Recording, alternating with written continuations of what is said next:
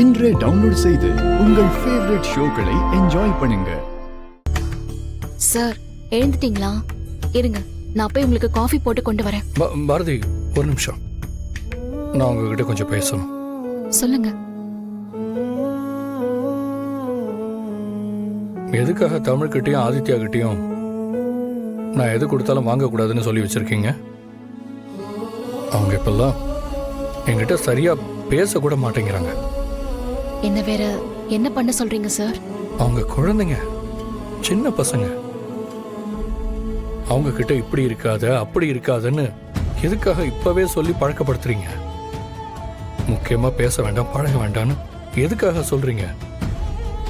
அது குழந்தைங்களை அஃபெக்ட் பண்ணும். அது உங்களுக்கு தெரியாதா? இல்ல, நான் தெரியாம தான் கேக்குறேன். அவங்க ஏன் குழந்தைங்க, அவங்க கிட்ட நெருக்கமா இருக்கணும்னு நீங்க எதுக்கு ஆசைப்படுறீங்க? ஏற்கனவே ஒரு தடவை நெருக்கமா இருந்து நடந்த விஷயம்லாம் உங்களுக்கு மறந்து போச்சா? அது மட்டும் இல்லாம அவங்களுக்கும் உங்களுக்கும் என்ன சார் சம்பந்தம்? அவங்க யார் உங்களுக்கு?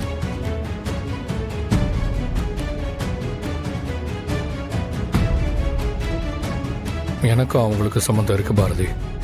என்ன சார் சொல்றீங்க? என்ன சம்பந்தம்? அவங்க என் குழந்தைங்க. அவங்கள என் கூட பழகக்கூடாது, பேசக்கூடாது, என் ரூம்குள்ள வரக்கூடாது, நான் கொடுக்குற எதையும் வாங்கக்கூடாதுன்னு சொல்றதுக்கு நீங்க யாரு? என்ன சார் சொல்றீங்க? உங்க குழந்தைங்களா? அது எப்படி அவங்கள உங்க குழந்தைங்கன்னு சொல்றீங்க?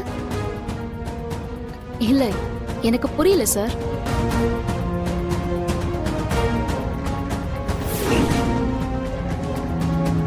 என்ன சார் பேசாம அமைதியா இருக்கீங்க? சொல்லுங்க. பாரதி, நீங்க என் ஆஃபீஸில் ஒர்க் பண்ற ஒரு ஸ்டாஃப், என் ஃப்ரெண்டு மாதிரி. என் ஃப்ரெண்டோட பசங்க கிட்ட நான் பழகக்கூடாதா? அந்த அர்த்தத்தில் தான் கேட்டேன். அது மட்டும் இல்லை பாரதி, நீங்க எனக்காக எவ்வளோ உதவி பண்ணியிருக்கீங்க.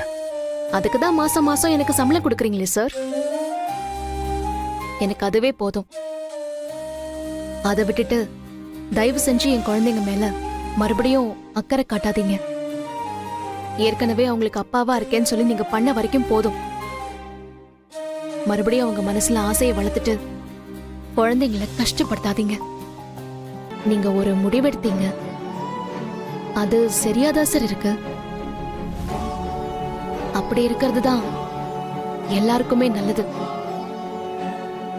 அதை விட்டுட்டு மறுபடியும் குழந்தைங்க மேல பாசம் காட்டுறேன், அன்பா இருக்கேன்னு சொல்லி என் குழந்தைங்களை கஷ்டப்படுத்தாதீங்க.